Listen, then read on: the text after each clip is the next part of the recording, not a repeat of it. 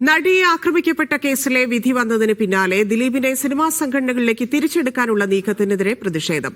ഫെഫ്കയിൽ നിന്ന് dubbing artist Bhagyalakshmi രാജിവെച്ചു. ദിലീപിന് അനുകൂലമായ പരാമർശം നടത്തിയ UDF കൺവീനർ അടൂർ പ്രകാശിനെ രൂക്ഷമായി ഭാഗ്യലക്ഷ്മി വിമർശിച്ചു. നടിയെ ആക്രമിച്ച കേസിൽ കുറ്റവിമുക്തനാക്കിയതിന് പിന്നാലെയാണ് ദിലീപിന് പച്ചക്കൊടിയുമായി വിവിധ സിനിമാ സംഘടനകൾ എത്തിയത്.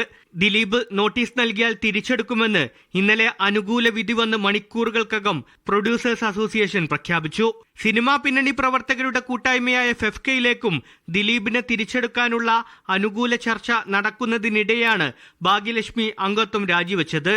പല കടമ്പകളുമുണ്ട്. ഇതെല്ലാം കടന്നിട്ട് മാത്രമേ അയാളെ സ്വീകരിക്കണോ വേണ്ടയോ എന്ന് പറയാൻ പാടുള്ളൂ.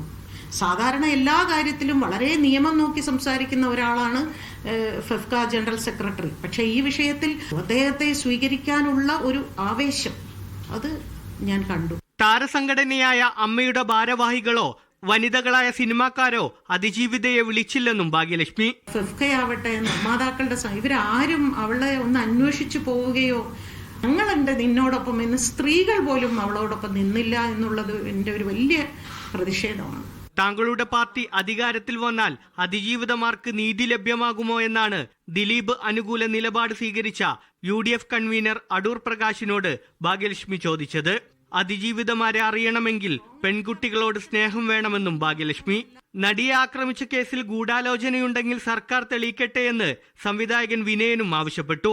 സർക്കാർ എന്താണ് പറഞ്ഞത്, പോലീസ് എന്താണ് പറഞ്ഞത്, ഇതൊരു വലിയ കൊട്ടേഷൻ ആയിരുന്നു എന്ന് ശക്തിയുക്തം പറഞ്ഞവരാണ്. അവർക്ക് തെളിയിക്കാൻ ബാധ്യതയുണ്ട്. നടി ആക്രമിക്കപ്പെട്ട കേസിൽ പ്രതി ചേർത്തതിന് പിന്നാലെയാണ് ഒരു കാലത്ത് ദിലീപിന്റെ നിയന്ത്രണത്തിലായിരുന്ന പ്രൊഡ്യൂസേഴ്സ് അസോസിയേഷനിൽ നിന്നും ഫെഫ്കയിൽ നിന്നുമൊക്കെ അദ്ദേഹം പുറത്തു പോകുന്നത്. മീഡിയ 1 തിരുവനന്തപുരം.